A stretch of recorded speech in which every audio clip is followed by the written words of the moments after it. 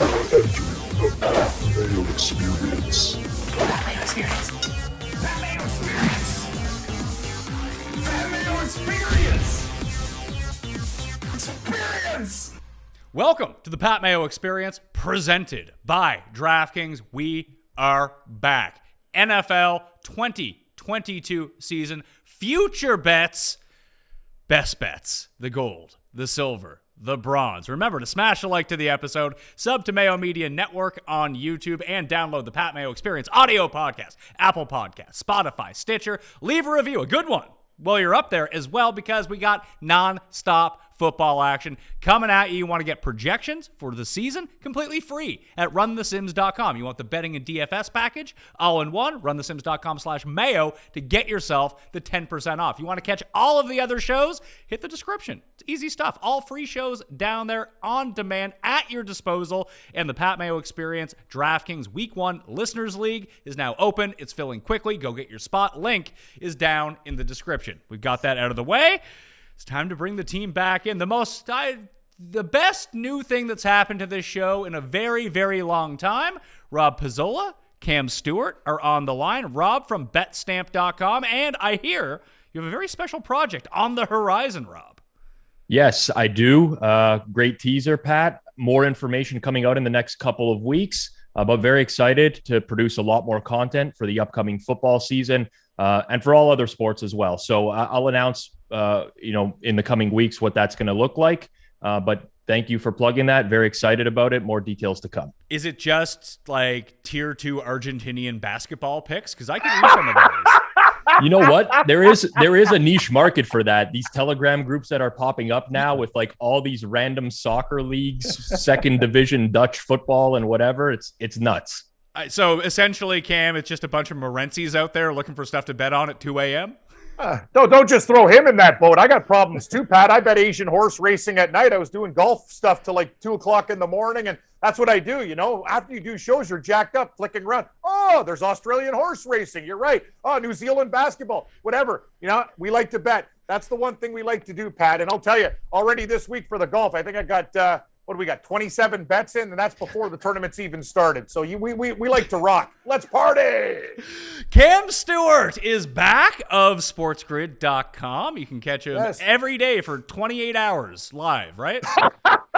Well, yeah, you say Morency works a lot. I'll tell you, man. I'm beat down. Pat, I woke up today. I forgot I got a chicken thon, so I got a chicken in the oven. What time is it? 9 o'clock in the morning. It's beautiful. So I do everything I want. Chicken in the oven. I actually fixed my tech stuff too, Pat. Got to be proud of me. I've come a long way, buddy. I used to ask you back in the day, hey, Patrick, can you log on my machine? Like, hey, when you don't got a tech guy, you got to do it yourself. But, Pat, always a pleasure. Pizzola, nice to see you again. I know you hate all the music I listen to, but you guys are good fellas. Did you ever coordinate with Feinberg on getting out on the golf course?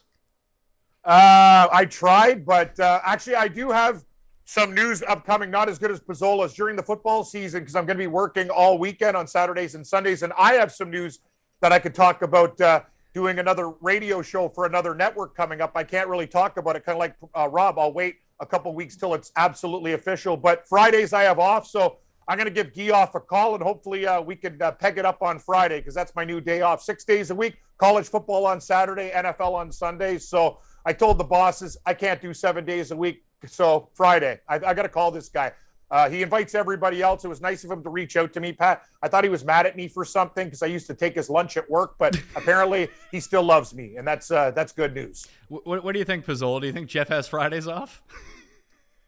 Listen, Candle Factory. I feel bad because I'm going to be honest. I'm throwing Jeff right under the bus here, but I got the Twitter DM a couple days ago asking for my availability over the course of the next few weeks because he'd like to get me out on the course. So, I think Guyoff has some answering to do to Cam Stewart because, I just assumed I would have reached out to Cam separately saying, hey, like what day works for you, Cam? And then this would have all blown up in our faces. So I don't know why Cam hasn't gotten the invite yet, but I think definitely Guyoff has some explaining to do there. Wow. Cam, Rob, and myself, every Thursday during the football season with the best bets. If people are unfamiliar, Cam had a pretty legendary run last year. with his best bets, the gold pick. So I'm not going to lie to you, Cam. It's going to be pretty hard to duplicate that this year.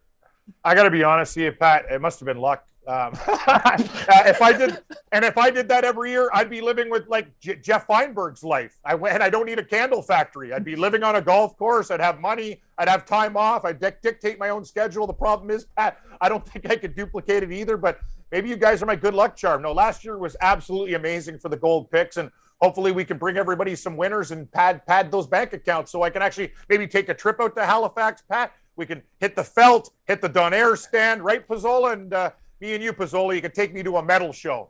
I'll go see one of your metal bands. I mean, they're not really going out to Halifax a whole lot, if How I'm being dare honest. you? How dare you? How dare you rip the East Coast, Pizzola? I used to work in Halifax, or I used to travel there, I should say, every 3 or 4 weeks. It was very difficult to see shows. I mean, not a lot of big bands are going out to Halifax is all I'm saying. I'm just saying for us to visit Pat out in Halifax. I mean, I'll do that, but we're not going to see a metal show casino as well. Like, it's going to be, yeah. Okay. We'll visit Pat, we'll stay at, whatever that hotel was, Royal St. George or whatever it was downtown there. And we'll have a good time. We'll watch a minor league hockey game. What else is there to do? Yeah, the Mooseheads. Nowadays? Yeah. Right. There we go. I think it's have a the couple Mooseheads. cold ones. Visit the Citadel. There's. Hey, we have a professional lacrosse team now. So if you're a big NLL stan, we'll get you $1. Nice. It'll be fine. It's super cheap. Beautiful. I would do that as long as we can drink. I mean, I'll go to anything, really. Amen, Pizzola. You said it. Win or lose, hit the booze. Okay, gold picks for the 2022 NFL season. I've been talking about this one for a while, and all these lines are going to come from DraftKingsSportsbook.com. I suggest you play at DraftKings. Seems pretty sensible, right? So, under win totals for me. I've talked about this one in the past. It's the one I have the most money on.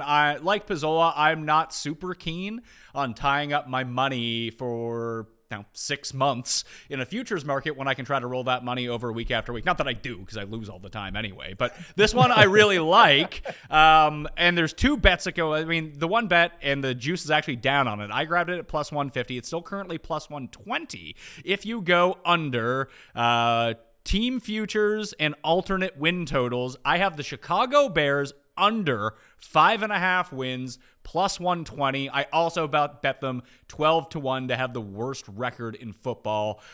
Rob, I think the Bears are absolute trash. And it's funny, just talking to a few of my friends who kind of they're football fans, and they kind of casually throw it out there that, they know the players, but they're not super into it as of yet. I was like, just go look at this roster and tell me who is good on this roster. And the one guy that one of my friends could come up with was Roquan Smith, and he wants a trade already. So I just don't see where. And the worst part is their schedule. If you look at it, you're going to get this one of 2 ways. That's why I put in the 12-1 bet on the worst record in football, because they play the Jets, they play the Texans, they play the Lions. I think they play the Jags as well. They can, if they just lose to those 4 teams, they're going to have the worst record in the league.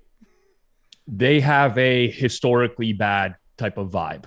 I mean, obviously anything can happen in the NFL, but I completely agree with you. I think this is a team that the win total's not low enough. I played some under on them as well as one of the few futures that I played this year, just because the number was so off.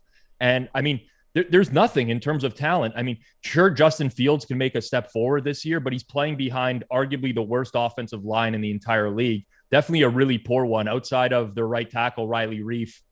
I don't think they have an above average offensive lineman. You look at the receiving core, Darnell Mooney's great, but as your number 1, Byron Pringle as your number 2, this is not the type of depth you'd be looking for at the NFL level. And then defensively, Roquan Smith, sure, but Roquan Smith is coming off a pretty bad year. He might be more of a household name, but he didn't play well last season. Robert Quinn, probably the only other household name on the entire defense. So I completely agree. I think this is a really, really long year for the Bears. I'm scrambling to make a different selection for one of my picks because I was going to tail you on this one. You can do it. You know what? Listen, we had success last year doubling up. It's when we went against each other. I liked it too. It was on my short list. I literally had 7 or 8, and the Bears under was on my list too, Pat, but I'll give you some other ones. I agree. I just think this team, and I like Justin Fields, but he's going to get killed out there. That's the thing. Rob, you guys are right. The offensive line's brutal. They have no weapons. it's going to be a train wreck for the Bears. Well, let me ask you this, Rob, as it pertains to the juice on it. So you can bet the regular win total at 6.5 under, but that's minus 120. Like, I don't think that they win 6 games. When I went through their schedule, I was like, I could see how they get to 6. It would take some fortunate breaks, at least in my opinion. So that's why I went with the under 5.5 to get the plus 120. Am I a sucker for chasing the value, or should I just have laid? I got it plus 150, but it's. Is it better to bet the 6.5 at minus 190 or the under 5.5 at plus 120? I guess. In most cases, like 90% of cases, they're actually the exact same bet. So these are essentially a derivative of one another. So it's just a mathematical model using some sort of distribution that's going to price every single one of these. So it's all a matter of personal preference. So like with the 6.5, you're obviously more likely to win, because you have that extra win to deal with, or that extra loss to deal with, whatever, but you're paying a price to do so. So it doesn't really matter, to be completely honest with you. It's just a matter of your own personal risk threshold. Some people don't want to lay juice, so they'd rather take the underdog price. I completely get that. For me, I mean, you could really play, if you wanted to, the Bears under 6.5, alternate total under 5.5, under 4.5, under 3.5. They're really the same bet, but you're just increasing your risk because now, those outcomes are less likely as you go on. Guys, that juice isn't even that bad. It's not like you're laying 50 cents over for one win, Pat. I take the 6.5 under. Say by fluke they catch some breaks. You know what I mean? I don't mind laying that kind of juice, right, Pizzola? Like, it's one of those situations. A win is a win, right? So I'd go with the 6.5, Pat. Personally, that juice. Would you say 20 cents? That's fine. I think that's good. That feels low, because I mean, I've seen Bears like minus 200 under 6.5 in some spots, but honestly, like, it's okay to lay juice. This is like a misconception in sports, right? And this is a lot of the, I'll use the quotation marks, betting analysts will be like, oh, never lay this amount of juice or whatever. No, it's all relative. Like, if you think that there's a 90% chance the Bears are going to go under 6.5 this year, you would lay minus 200, no problem. Yes. Like you would lay minus 300, no problem. I'm not like, it's all relative to what you actually think the probability is. So don't get scared by juice. Obviously, you don't want to get in the habit of everything that you bet constantly being a favorite, but don't let it scare you. And I mean, if Chicago 6.5 is under 6.5 is minus 120, I think that's a fantastic bet. Rob, you have a gold selection up next. So what's the best future bet going into the season? When we start with bronze and then work our way up to gold? No, you have to look at the retention on these videos. People are only here for like the first 20 minutes. Oh, sorry. See, I don't see the metrics. So continue. But I apologize. To Cam's point, I think it's valid, because when you started with gold, Pat, I was thrown off again because I thought we did the opposite last year. We didn't. We went gold, silver, bronze. But is the retention poor because people tune in for the golds at the beginning and then they say see you later? Like, if we did it the other way around, you keep the people wanting more, right? They see the bronze, they see the silver, then they want to see the gold at the end. So maybe you get that longer engagement. But Rob, to Pat's point, there was a study done. Goldfish have a better attention span than humans now. They're 9 seconds and we're like 7 or 8. So to Pat might be onto something here. No, I'm dead serious too. I didn't just make this up. It's a study was done. I'm not denying that you're serious. I think there's probably a large majority of people who just, pull up the YouTube and they just skip to certain points to see the picks. I mean, that's the day and age we live in. But I feel like I do agree with Cam. Logically speaking, you'd go from worst to first type of thing. You work your way up. See, I disagree. Yeah. As a content producer, I've been doing this a while. You just put the goods up front and see if anyone else sticks around. That's what people want. It's like, okay, hey, you're the man, Pat. Like, I just do stuff. You look at the numbers. You're in charge. You tell us what works. I'm just saying, I am on the mineral scheme, bronze, silver, and then gold. But hey, I get it. It's Pat's segment. We're here. I'll do whatever you want, Pat. But I will say, you said Cam, your gold pick, and I was taken aback. I was like, oh, wouldn't we start with bronze? It kind of. I know we did this last year. I get it. But if it just felt naturally, we would start with the bronze. That's all I'm saying. So who's next? Are you up? Yeah, Rob's up. Rob is just filibustering because he doesn't have a gold pick, I think. Exactly. It sounds like a stalling technique, Mayo. I did have to pivot. Listen, I'm not gonna pick the same Bears pick because it's fine if we do it in the regular season because there's like, 14, Yeah. 15, 16 games. There's about 1 million bets we can make prior to the season here. I can't even filter through these bets quick enough. So I'm not going to make the exact same pick as Pat. So I will pivot here.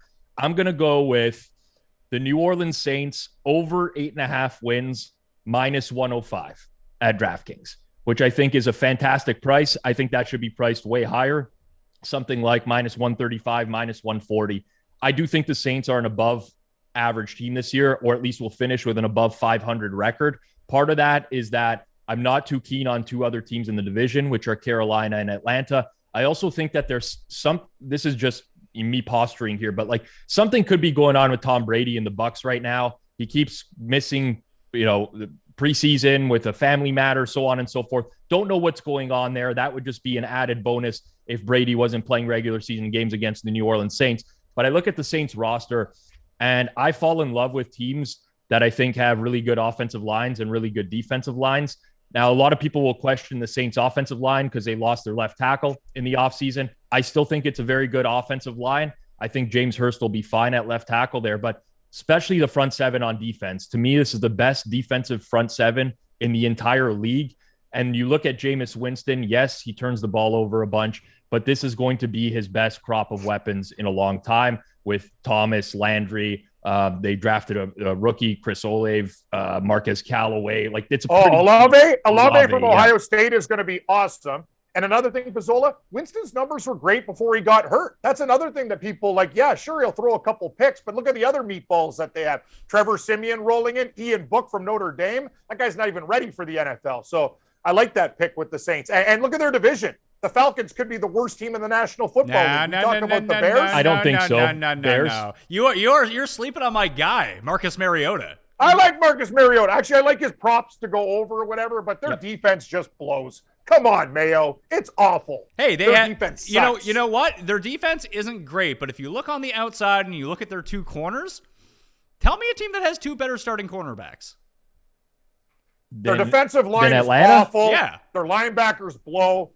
They got their secondary, their safeties suck. Yeah, they have okay corners. That's it. They have Terrell and Hayward as their other. That's a pretty good tandem. You're right. That's a good tandem. I mean, there is a drop off after that. Like I'm just quickly looking at who I think has the best best DBs in the league. It's tough. I mean, they'd be up there in terms of just top two. Maybe you're right, Pat. Maybe they do have the best top two tandem. Yeah. If they had some pass rush, then all of a sudden that would become more important, I think. Now, when you say Tom Brady, I heard this differently. He said that he has like a Family Matters situation. I heard he was just taking a week off to watch Family Matters because he's a big Reginald Vell Johnson fan. Family Matters. Was that Carl Winslow? Yes, Carl Winslow. Yeah. Remember Eddie when he had the gambling problem too? Classics. What do you think? That's a classic. What do you think about Saints plus 310 to win that division then? I don't mind it. I mean, listen, I'm generally high on the Saints relative to market. So that probably means that I would like this. I think the Saints are a valuable bet in a lot of different manners. I didn't want to just make that my goal pick here because I don't want to make a plus 310 my goal pick. It's very likely to lose. And then most people at the end of the year are going to come back to me like, oh, you're 1-2 on your picks and this and that. So that's why I kind of go with like things that are closer to a pick 'em. But yes, I think there's a little bit of value there. I just think that the Saints have what I would call a high floor. I think that they're like, they're not a team that's going to finish with 4 wins this year, or it's very unlikely that that's going to happen. I think they're in the mix in most of the games that they play. And if they can just, not get completely destroyed by turnovers, which is obviously always something that could happen with Winston. But if they can play something like a turnover margin of 0 this year, then they're a pretty good football team. I think they're a playoff team. Yeah, Cam, remember last year we were just riding the anti-spreads for the Saints? If they were plus money, bet them. If they were favorites, just bet against them. And it worked for like 13 weeks. It sure did, buddy. No, but I am with Pizzola on the Saints. I think they're kind of people are sleeping on these guys.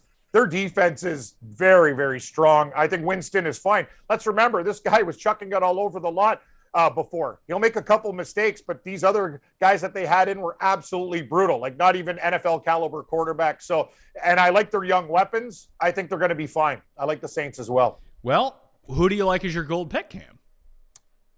I have a lot of gold picks. I have like 6, and I rank them all the same, but I'll give you one. I like the Philadelphia Eagles over 9.5 wins this year.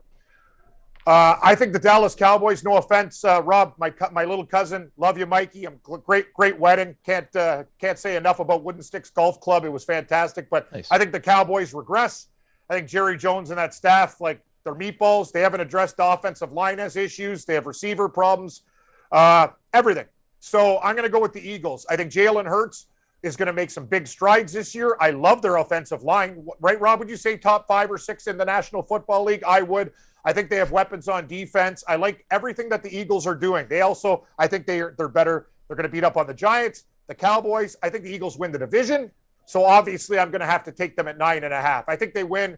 We talked about this on our show. One guy said 13. I said, that's nuts. But you know what? It's 9.5. So 10 or 11, I think we can get there. Give me the Philadelphia Eagles. I think they're going to have a great year this year. Watch out for this team. I see a lot of the same things you do. I'm curious to get your take on this, Rob, because Cust, Jeff, and I just did our awards prediction show, and part of trying to figure out the awards predictions are what's a narrative that could end up working in your favor that ends up catching at long odds, because these aren't really performance-based awards a lot of the time. It's how is the media going to vote on something. So I'm kind of with you, Cam, that I'm not like super sold on the Cowboys, but I don't think they're going to be bad. I think they're going to be right around Philly. Like, I don't think Philly is going to be great either. So, Rob, my idea was Coach of the Year, Ron Rivera, 30-1. If the Commanders can somehow sneak out this division, which I think they're in play for, like if they go 10-7, they could win this division potentially. That he's already won it twice. People obviously love voting for him. He's a great story, a good Carson Wentz comeback. I think that all 3 of those teams are going to be right around each other, unless one of them is just like, oh, I was wrong about that team. They're 14-3.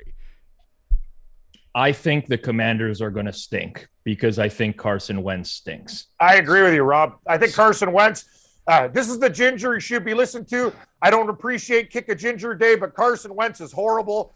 He's actually so lucky, too. Sometimes I'm like, remember that rain game versus San Francisco? Like, honest to God, Carson Wentz he's skipping in balls. He's going to get murdered out there. Like, I actually prefer Heineke mufflers. I think he's a better quarterback than Carson Wentz. People can say, you're crazy, Cameron, whatever.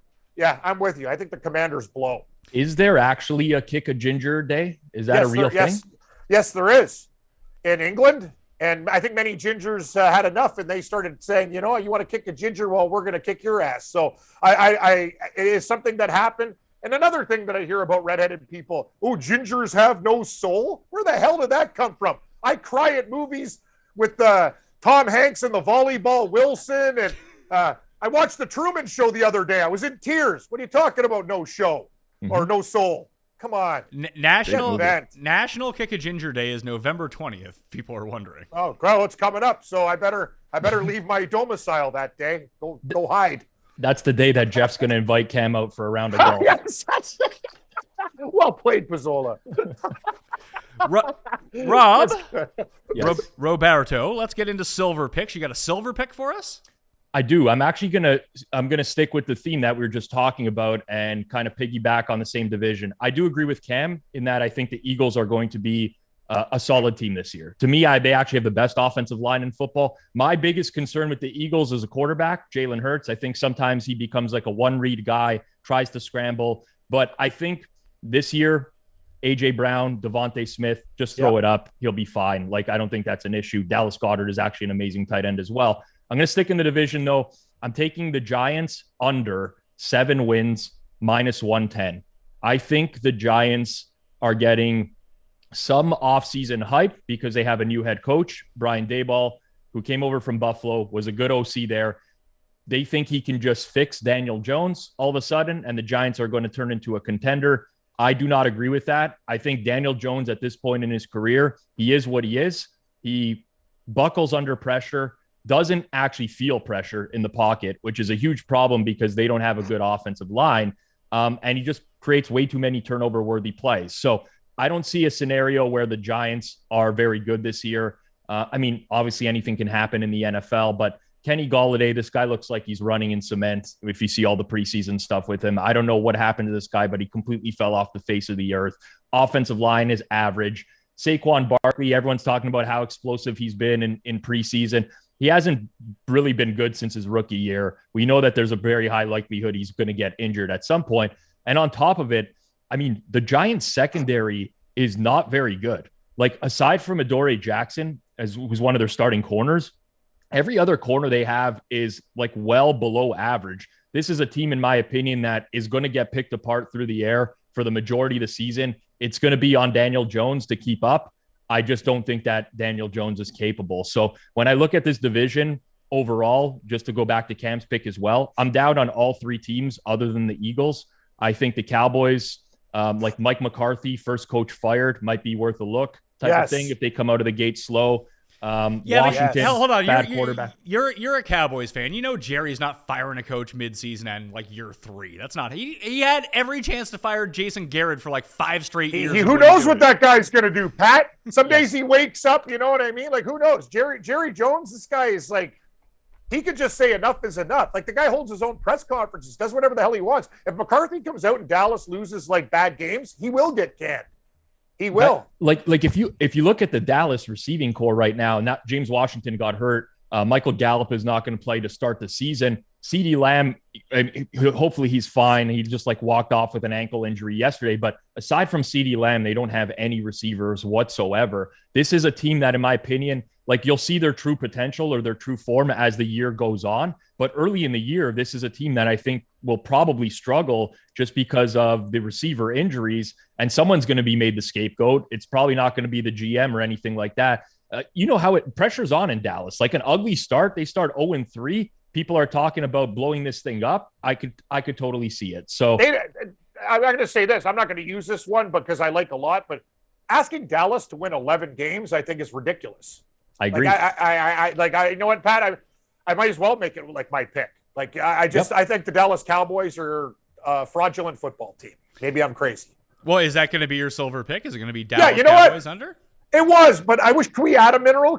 Or give at the end, I also like so-and-so and so-and-so. Yeah, we'll just do extra pick. We don't have to have minerals for everything. They don't all have to be minerals. You could, at the end, just say these ones just missed out of being picks, right? Yeah, we don't need to go through the entire periodic table of elements and come up with 10, you know? Yeah, can we have some quartz picks? Can we have some gypsum picks? Yeah, anything. Yes, titanium, whatever you like. Graphite as a mineral that I always like because golf clubs are made graphite shafts. Anyway, Pat, after this pick, I have to tend to my chicken. It's not smoking yet, but I could smell it's a different aroma in the house, and I wouldn't mind grabbing a quick coffee. Give me the Dallas Cowboys under 10.5. Everything Pizzola said. Questions at the receiver position. CeeDee Lamb drops too many balls. Their offensive line, it's going to be a big issue. Great defense and all. They have some killers back there, and also Dak Prescott's injury prone. Rob, you know that. Like, I just don't trust this team. I think the Dallas Cowboys 9-win team, asking them to win 11 games, I think it's pretty crazy. Like, I'm not even sure. I'd actually make a side bet Dallas not to make the playoffs, Pat, at plus money. You can give me silver picks, titanium, whatever the hell mineral it is. I don't think the Dallas Cowboys win 10.5? Under. Agree with everything Cam said there, by the way. Wow. I also think the Dallas. New year. Listen, you probably see the Cowboys logo in the back here. I'm like a pessimistic Cowboys fan. I don't love it this year. Like, they got worse in the offseason. They actually got worse. I mean, they did. There's no arguing that. They lost, they just lost too much. The Randy Gregory thing would really piss me off overall, but I think Dallas to miss the playoffs is a good bet. Typically, this is a team that's overvalued because a lot of people do want to bet them. You get a lot of support because they're a popular team, but I think the Eagles, like, the way that this market is priced, Dallas is priced ahead of the Eagles, even in the division futures. I think it's way closer to 50-50. I'd say maybe even giving the Eagles an edge over the Cowboys in the division. Okay. So, Cam, do you need to go tend to your chicken or what? Yeah, if that's okay with you while we wait. So are we doing, what have we done? Oh, Braun's coming up next. I'll be back.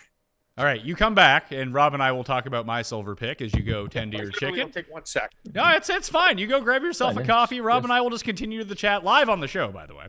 So, Rob, I'm going to go with my silver pick here, and it came down to I wanted to go with a rushing quarterback, and I feel like if you just spammed unders for the season-long player props. You just come out ahead because guys are inevitably going to get hurt, and then all of a sudden they miss 2 games, they're automatically under unless they have some sort of crazy efficiency and outlier season. But one over I really did like because it felt like it was too low based on what I saw a year ago. So I feel like if Trey Lance doesn't get hurt, over 500.5 rushing yards. It's been bet up to minus 150. Don't really care about that. This was a guy who saw 20 carries in a game last season. Yeah. So what was that total? What was the exact total? 500 something? 500.5. Yeah. Trey Lance is going to run the ball like 120 times this year is what I think. So I would agree. I think that's a solid bet. I'm not a huge player props guy. Typically, you're right, Pat. You do want to go unders more often than not. I mean, I will say that that's changing a little bit in recent years. We are seeing more overs hit just in general across all pro sports. However, with that said, season-long futures, you do have the risk of injury for every single player, which brings the under into play, obviously, and makes it a guarantee in a lot of cases. And on top of that, when the odds maker, especially the props odds maker, is going to set these lines, they're typically inflating them towards the overs because naturally people want to bet overs. There's not many people going into their sportsbook accounts at the beginning of the year and saying, oh, I love this guy's under, so on and so forth. They're just mashing overs. So you tend to find more value in the unders. With that said, I do think that this is one of the scenarios where I would see an over. I don't think they're going back to Jimmy G in any capacity unless Trey Lance gets hurt. That's your risk here with the rushing quarterbacks, right? It's the same as Lamar Jackson. Every single time you see the guy, run downfield, it's like, come on, slide, go out of bounds. The guy takes 14 million hits across the middle of the field. I haven't seen enough of a sample of Lance to know, if he's going to be more cautious or not. But as soon as you said that number to me, I instantaneously thought that was a low number. Probably see 600 plus rushing yards from him this year. Yeah, I'm looking at our projections at runthesims.com. And again, you can check out all of the player projections for the season, even customize them if you want, completely free. You just have to log in with an email and boom, you're set up for your account for the season-long projections only. The DFS and the gambling package for all those tools, the customizable tools which you can use. That's going to cost you some money. So you just use promo code Mayo, get yourself 10% off, and do it now before the season starts because you're going to want to take advantage of that. But the projections are completely free. I have mine at 674 yards rushing on the ground, and that's even, I feel like, a little bit tempered expectations with a lot of it. Oh, Cam has a chicken up now. There you go. No. Honestly, Beautiful. it Great almost cook. looks like that. Oh yeah, I just cracked my phone. Like, oh, whatever. I'm just such an idiot. But anyway, the chicken's great. Pat, I got to tell you, I used to have an oven. And the door hinge, I held it up with a Sherwood, but now I got a new oven. This thing is great. That's what I did with the monies from golf, the J. Kim monies. Get an oven. Beautiful. You were hold on. You were propping your oven up with a hockey stick? Yeah, it had like kind of a hitch in it. So to close it, I used to have to hit the hockey stick, and like it was off its hinge. So I had people coming over and pizza. Things happen. A lot of smoke alarms and stuff like it. I used to I can't have an oven with basically a hole in it. What am I going to do? Like one day I'm going to be sitting there and die of carbon monoxide. I'm like, go buy an oven, you cheapskate. And I got a new oven and it's great. And it's really nice. About your poison, potentially, if you leave it open, do you have a gas oven or is it an electric oven? Because you don't have to worry about that with an electric oven. Okay, sorry, but I'm just saying carbon monoxide still is the silent killer. That is true. That is very true. I wouldn't have gone with a piece of wood to hold the oven open. That's my personal. It worked perfectly, Pizzola. It was actually people complimented me on it for like coming up with. It was the perfect stick. Like it was a little Sherwood Featherlight. Went in there, hooked it up. Perfect. But anyway, enough is enough. I can't be living like this for the rest of my life. Well, no, I got a new oven. I mean, are we sure it was a wooden stick or was it your favorite graphite type stick? Oh, graphite. That worked. Yes, the old, remember those round sticks that we had when we played hockey? They were all the hype for a while. Oh, God, man. I growing up, I had the Gretzky Gold Easton Aluminum. Those were not good. Yeah. Those were not good. Oh, no. Was it the one where you actually you just buy the shaft and then you'd have to put the blade on separately? Yes, do it in the oven with the glue. Yeah, those were. I used to love those sticks. I mean, I used to work at Sport Check back in the day. I was pretty much gluing sticks together for half the day. It was. I'm like, this has got to be the dumbest thing possible. If I realized that as like a teenage kid, I think other people should have figured that out much quicker. But the thing is, though, those sticks, so they were good. You did get flex, and that's when people's shots started to go up. Pizzola, you're right. Like, the price of those sticks were out of control, but they were nice. Like, if you really teed up a slap shot with one of those beauties and you did the glue properly, you get some nice torque on that thing. Just saying. So, Pat, you like San Francisco wins over with Lance, or you like Lance's rushing prop over? Just the rushing prop over 500. I like it a lot. It was between that as my silver pick or Kyler Murray under season rushing yards. And you talk about guys that get banged up. As we've seen the past 2 years, Murray starts the season out hot running the ball, and then he gets banged up, and then he just stops running the ball. Yeah, and to your point, Rob, the one reason that I like the Lance over, and I mean, anyone can get hurt in the NFL, but Lance's body type is more like Josh Allen's than it is Lamar's and Kyler Murray's. That I don't want him initiating contact, but it feels like he's better prepared unless someone takes his knees out to initiate that contact and take the damage. I also think that I think Kyle Shanahan, while I think he makes some very bad decisions in terms of game management as a head coach, he is a very good offensive mind. And I think he's the type of guy that puts his players in the best position to succeed. So you think of like Deebo Samuel coming out of the backfield and how he kind of revolutionized the way that he uses Deebo. I think with Trey Lance, you don't just keep him in the pocket and have him throw the ball. Like you don't want him to be Jimmy G standing back there as a statue. You utilize his legs as much as possible. You get him on the run. I do think we're going to see a lot of play action, bootlegs, stuff like that, where if the play breaks down as well, he's just more apt to use his feet to pick up yardage. So I think that's a good bet. I'm not a huge player props guy. It's not my forte or expertise. But when you said the original number, I felt that it was too low. Bronze picks. Cam, I know you have a million more of these, but nominate one for your bronze pick, and we'll get to the leftovers later. Okay, sounds good, Pat. I'm going to go with the Tennessee Titans under 9.5. I don't believe in this team. I think they've taken some step backwards. There's a lot of things that people are going to go. Vrabel, he's a good coach. They're tough, but just the losses of Brown, Tannehill, the situation. I just think this team is ripe for regression. I don't like to be honest with you, I think the Tennessee is going to be one of the bigger shocking teams to win. I think they win like 7 or 8 games. What is it? 9.5? Like, are you kidding me? Like I can't see these guys winning 10 games. There's not a like to like. Jaguars are going to be better. Everyone talks about Houston sucking. Maybe they could steal a game. I'm not sold on Tennessee. I'd like to get your guys' opinion. I think there's a lot of problems and holes with this team. Well, I don't know how much paying attention you've done to the extended Mayo Media universe. However, I will tell you that Cuss Super Bowl winning pick is the Tennessee Titans. So that's good. Man, I'd like to make Tennessee my gold. Oh, Pat, that was the best last week. Go Sep Straka. I'm like, yes, thank you.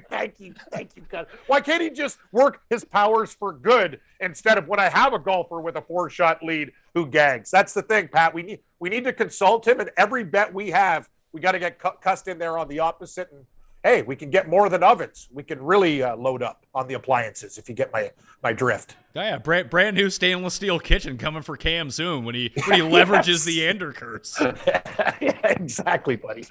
Yeah, I don't know. So you guys don't. So what do you guys think about the Titans? I'd like to get your opinion. I just think they're a team ripe with regression. I think that every single year, I think the Titans are going to be terrible, and they're not. So I just stay away. Okay, fair enough. I mean, now that you add the cust factor on top of it, I think it's definitely an under. I'm not playing over on the Titans. Let's be real here. Exactly. I think the Colts are very good. I think the Jags are going to be much better than last year within that division. But everything that the Titans kind of need to go, they drafted Treylon Burks high. They need Treylon Burks to be a big part of that offense. He's not even getting first string reps anymore. They've got guys basically been relegated to practice squad at this point. So the receiving core is now Robert Woods, Westbrook Akine. This is not a good receiving core if they get nothing out of Treylon Burks. On top of that, look at the secondary for the Titans. You have Caleb Farley, Roger McCreary, Christian Fulton, Elijah Molden. That's very inexperienced secondary. Now, granted, some of these guys were drafted high, but they haven't amounted to anything just yet. And when you have a secondary completely built on inexperience, I don't know. I think that's a big problem for them. So I look at the Titans and basically they reek of mediocrity to me. Like I look at every positional group. I'm like, okay, quarterback, mediocre. Offensive line, it's fine. Like it's okay. It could be better. It could be worse. Yeah. Defensive front seven, it's okay. Like secondary, cornerback stink. Very good safeties with Byard and Hooker. Yep. Like Derrick Henry is probably he's the exception to the rule here, but we know that running backs do not have a vast. Let's say like the impact is not as much as other positional groups. So definitely not a team I would ever look at for the over. I'm just kind of like they're going to be in the 8 to 9 win range. I feel like they're high floor, low ceiling, very average football team. Thank you. We like it. So under 9.5 for Cam at DraftKings Sportsbook on the Tennessee Titans. Rob, bronze pick. Going to go off the board here, and I'm going to go Cam Stewart over 2.5 Michelin stars this year for the cook of that chicken. Looks fantastic. But also the effort of getting up at 8:30 in the morning to get started on your chicken cannot be understated. I do this stuff all the time, Pizzola, because I do the night show on Wednesdays with the golf pick. So I always have like either Thursday's my good thing. So I'll thaw some steaks or I'll get like a turkey or do all that stuff. Like my Thursday morning cook. And now that I think we're doing this show on Thursdays. So while we do it, if I have like, a 3.5, 4 hour mission, you start the show low and slow, you put it in the oven and boom. And then I'm going to have some treats before I start my other gig. Sounds like a winner to me. I agree. But like people don't realize the commitment that you actually are cooking your chicken before you even have your coffee in the morning. Like you're cooking, you prioritize getting the chicken in the oven before your coffee when you were doing this show, which I mean, that's pretty incredible commitment to cook. And I'll give you another gold pick. Peri spice. My old tenant Portuguese Joe used to tell me about, like, I love Portuguese chicken. I'm telling you, I went to the halal shop. This stuff is money. It's got heat. It's got this like flavor to it. It's like, it's a great like coating for the chicken, salt, pepper, and the peri. Let it go in there low and slow. It'll be a tender bird. Delicious. Other than gambling, I love to cook, Pizzola. That's, me. I've worked at the keg. I've worked in kitchens like my whole life. So yeah, that's one thing. If I wasn't doing, like, I love cooking.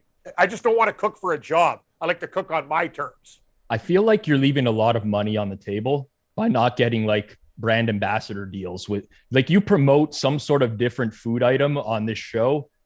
I used to be the brand ambassador for Pizzaville, but I don't work there anymore. And he told me he still wants to do it, but I got a lot on I don't work at AM 640 anymore. So, you know what I'm saying? I used to do Pizzaville commercials, Rob. Well, I would say like this, at least for someone watching or listening to this, it's more authentic knowing that you're not getting out any money in your pocket to promote these. What's the sauce you just promoted there? No, it's just peri spice. I got it at the Namaste. Nando's. Is it the Nando's one? I think it might be. No, actually, Nando's is wicked. There's one in Mississauga, the Portuguese chicken there. Oh, Pizzola, it's off the chain. Nando's is a great place. Good call by you. Another gold selection. Nando's. Okay. We're on bronze selections though here because we're working backwards. Like Pat wanted to work backwards in the show. I'm going to go. So the final win total I'm going to take, honestly, I know how hard the schedule is. Everyone's talking about how hard the schedule is. It's brutal. Look at it top to bottom. I get it. I'm still taking the Chiefs over 10.5 wins, minus 120. The Chiefs, in my opinion, like, we're not going to get this team with Mahomes priced in this range, like, at any point in our lifetimes. Like, they're just, everybody always wants to like pick out something about the Chiefs. Oh, like the defensive line's not good. They have issues in the set. It doesn't matter. They have one of the best offensive lines in the league with an elite quarterback. Okay, the wide receivers, they lose Tyreek Hill this year. Someone will step up. Like, even a guy like Sky Moore, who looks great in preseason, will step up. Juju Smith-Schuster might have a great year. Valdez-Scantling as a deep threat. They still have an elite tight end as well. Offensively, they are going to put up a ton of points. I trust Mahomes behind a great offensive line to be an 11-win team this year. And honestly, look at the Chiefs under Andy Reid. Even the Alex Smith days, these guys were winning 11 games, 12 games. Yep. This is just a guy who knows how to get it done. So, yes, tough schedule. Division's way better. They're playing a lot of great teams this year. I don't care. I think the Chiefs are at least an 11-win team. So I'll take over 10.5 minus 120 on KC. Okay. That leads me to my bronze pick. And I don't want to be like as Rob said earlier, I don't want to just have losses on my record. I was thinking about Jags plus 750 to win the AFC South. I was that big Ron Rivera one. I know CeeDee Lamb got banged up, but I do like him 40-1 as Offensive Player of the Year just through attrition because the Cowboys, if their defense isn't all that good, all they have to do is throw, and they only have Lamb and Dalton Schultz to throw to. All of a sudden, then CeeDee Lamb could post like 2,000 yards. And then he wins Offensive Player of the Year if the Cowboys are like 9-8 or something like that. But I'm going to go with what the numbers tell me. And this was the biggest discrepancy I found from my projections at runthesims.com. You can make your own as well and customize things. But Jared Goff at DraftKings Sportsbook, his over-under on passing yards is 3,700.5. On the dot, 3,700. I have him projected for 4,150. So if he doesn't get hurt, he should absolutely obliterate this number. And the crazy part is, it's plus 105 right now. I like Detroit. So I actually like this bet for the opposite reason, because I don't like Detroit. So I think Jared Goff's passing yardage is like inversely correlated to how Detroit does. Agreed. Like I think if Detroit is a good team this year, then Goff passes less. And if it's similar to last year where they're losing a lot going into the fourth quarter, I think he's going to blow this number out of the water. So personally, when I say I don't like Detroit, I'm talking about relative to market. I think that they're the hot, trendy team this year. Obviously, Hard Knocks is happening with them. A lot of people like Dan Campbell. You're seeing all the team camaraderie with Aiden Hutchinson, Jamal Williams, as if like this camaraderie doesn't happen with any other team in the league either. So I think that's in people's faces a lot. It's causing them to, really think that Detroit is going to be a sleeper contender this year. I personally don't think so. I still think that they're maybe a year or two away, probably a quarterback away, if I'm being completely honest. But I do think that by virtue of the fact that I don't like them, I like your pick, Pat, because I think they're going to be trailing a lot. I think they're going to be throwing a lot in the second half of games. So that number to me, again, we talked about player props naturally being like unders. I think that this is an overplay on Goff. I'm with you. I think that Detroit is marginally better, and they get the Bears twice, which most definitely helps. Right. I'm not buying any of this Lions, and Cust is all over the Lions for being great this Oh, season. no. God, help me. Sleeper division winner, making the playoff bets on the Lions. Like, let's calm down. Amon-Ra St. Brown, Offensive Player of the Year. Like, okay. Hey, I know what, though, guys? I think the Lions were also, I'm just going to say this, they were hard luck losers in a lot of games. They've had a lot of injuries. They were I not disagree. hard luck losers, though. They made it agree. seem like they were hard luck losers. Exactly. They were never in those games. They What were are you talking about? Versus Baltimore, Tucker kicked a 63-yard damn field goal to beat them. Sure, That's we can just one find example. a couple. Here's the thing. There are some examples last year where the Lions were legitimate hard luck losers. They were in the game for the majority of the game, ended up losing. However, a lot of people will point to their record in close games last year. They'll be like, oh, the Lions' record in close games last year was terrible. They're going to, even they were average, they would have been a 500 team. Lots of those were not close games. The final score was close. They were down like 21, 28 going into the fourth quarter. I know that. Games. That's true. They were getting the doors blown off them, and then they were able to throw their way back into games late in the game. I just... Listen, I think there's a lot of young talent on the Lions. I think at some point they're going to be very good. They have a very good offensive line. They're drafting, they drafted Jeff Okudah, who hasn't panned out, but that was a couple years ago. Still give him time. They draft Hutchinson first overall. But I've not ever seen a team get so much hype that doesn't have a quarterback and doesn't have a good defense. Like they have a below average quarterback, below average defense, and people are talking about them like they're going to dethrone the Packers in the NFC North. It's football. Anything can happen. I respect your guys' opinion. I think Goff, I'm not going to say he's great. I think he's better than people think. Everyone thinks he's trash. I think there's worse quarterbacks out there. They're going to have a wicked running game. As you said, Pizzola, they have a wicked offensive line. And some of their defensive young players are going to be better in that division. Hey, how's Green Bay going to work out with some of their young receivers and all the other stuff? I think winning 7 games. They're going to win. They're going to win 12 games like every year because it doesn't matter because they have Aaron Rodgers. They have Aaron Rodgers. I'll make you a bet. Green Bay winning 12 games this year? Are you kidding me? No way. No way. They're not winning 12 games this year. wait, They'll win 10 or 11. Wait till you see Green Bay's defense. It's going to be top 5 in the league. I honestly love their secondary and their linebackers. D-line is a big issue, but I could see them being a very good defense. And You think they win 12 games? Yeah. If you want to make a bet, first of all, I'm not going to fleece myself by giving myself a bet that's way worse than market price. But if we want friendly action here, the win total on Green Bay at DraftKings right now is 11, and the overs -110, the unders -110. I would be willing to bet you I take the over on the 11. You take the under for a friendly wager, which you can settle at the end of the year. We'll do it, Pizzola. A day at Wegs, horse racing, a few beers, and some wings. You know what I mean? Or whatever. We'll cap it at 100, whatever you want. 100. No, I'm good. Whatever. A day out with the other guy. They get to order what they want. Yeah, and the guy pays the bill. Exactly. I got it. I'm down. Okay. So I got Green Bay 11. over 11. You got under 11. Okay, fair.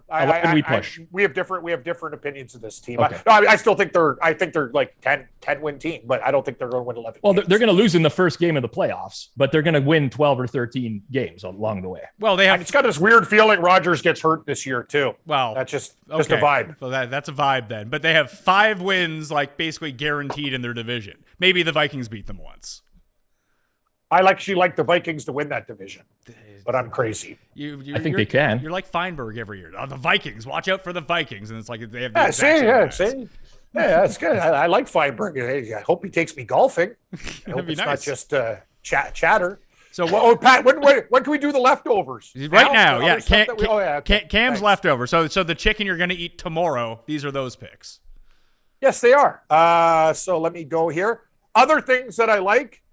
Under 10.5 wins Denver Broncos. You think Russell Wilson's going to change look at that division. Good luck, guys. The Raiders are going to be better. Pizzola talked about the Chiefs and Chargers. They're going to murder each other. I don't think Denver wins 11.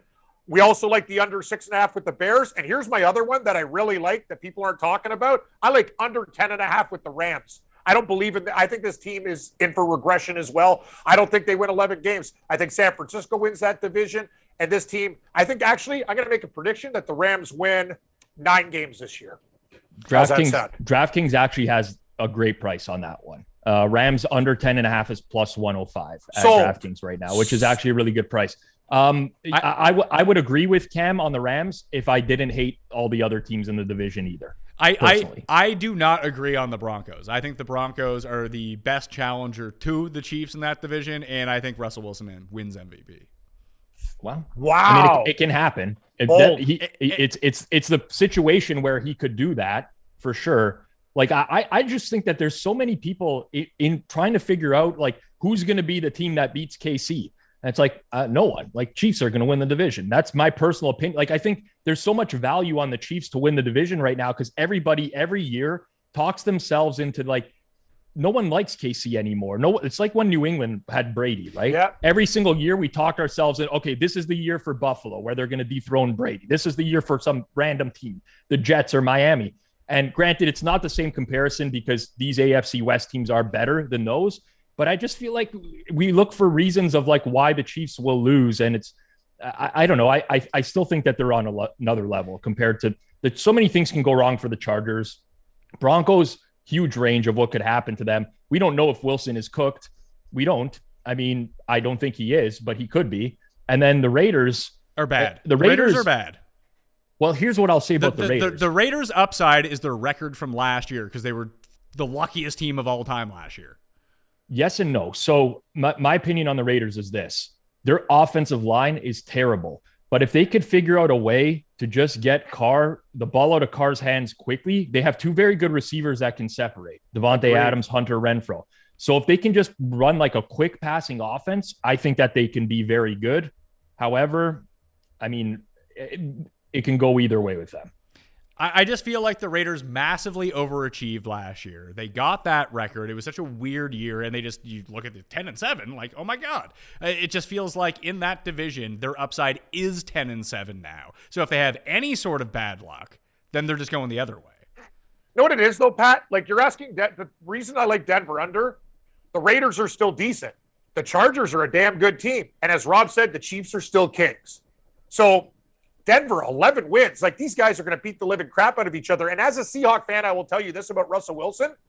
Geno Smith came in and covered numbers. I love Russell Wilson. We got a Super Bowl, but the running around stuff, things have changed. I watch every single play of every single Seahawk game. Rob, I think you alluded to it. I think there's a problem moving forward. Everyone thinks this guy's going to be the savior. I'm not sure. That's all I'm saying is be very careful. He's getting older and older. His decision-making, running around, taking a lot of hits. Just saying, 11 wins for Denver to me seems pretty ambitious. I would just look at it as, I know the Broncos don't have the best O-line in football, but Seattle has objectively one of the worst. One of the worst, yes. And get him away from Pete Carroll. Like, let him run an offense in 2022, and I think you're going to see. That's a good point, Pat. As long as the thumb is fine, which I assume that it is a year later, that I think he's going to be great. And he has weapons, real weapons. Just a tough division. Tough division. It's tough. It's tough. Like, honestly, I think this is just a good win total personally. If anything, I would side under because I think it's more likely that they finish with 9 wins than 11. But I do think that Wilson was like a lot of his lack of productivity with Seattle was just the most horribly run offense. Like, how many they had that I'm trying to remember the year where they lost to Buffalo, a very high scoring game. I don't remember if you guys recall. I was at the game. You were at that game. They got murdered. Yes. That was the one. It was like 39-3 or something. That was the Travis Homer bunch of touchdowns game, wasn't it? I was at a couple games. Like, every time I went to Buffalo, like, I've seen the Seahawks there every time. Rick Meyer was their quarterback. No, me and Morency went. I don't think Rob's talking about the Rick Meyer game. It was November 8th, 2020. The Bills won 44-34. This was the game. That game. Okay. Oh yeah. Sorry. Okay. That was got the Seahawks to like 6-2. They were on this run at the beginning of the year where they were just letting Wilson deal. They were letting him Russ cook. And they were putting up a ton of points, but their defense was giving up a ton too. Yes. And after this game, Pete Carroll came out and he said, like, no more. We're not doing this anymore. We need to get back to solid fundamental football. It went back to first and second down runs. Make Russ complete the third and long. And it all went downhill from there for that year. And then the following year, which was last season, where like, if you turn Russell Wilson into a passing quarterback and you will be successful. And I do think, Pat, you're right in that a change of scenery might be exactly what this guy needs because he was so limited by the coaching staff having to do so much on third down. Is Denver going to utilize him in the right way? I don't know. We'll see. Denver does some, they do have Hackett as their head coach. I have no idea. Like, I don't really know what their tendencies are going to be, but it's just like, I don't know. I could go so many ways. I just feel like age, there's so much uncertainty for me with the Broncos team. Okay. Well, that will do it on the NFL preseason best bets. A big thank you to Cam Stewart. A big thank you to Rob Pizzola. You want to follow me? That's easy. You do it at the PME. You want all the best tools you can get? RunTheSims.com. Code Mayo is going to get you there. The Week 1 DraftKings Listeners League is down in the description. Free to join. Not free to join. It's rake free, $15 to play, 3 max entry, but there's $75,000 of guaranteed money in the prize pool. It's going to fill very quickly, so please go do that now. Smash a like on the way out, sub to the channel, and the entire football preseason show on-demand list is down in the description as well, so go check out all of the shows. Thank you all for watching. I'm Pat Mayo. I'll see you next time. Pat Mayo Experience! Experience!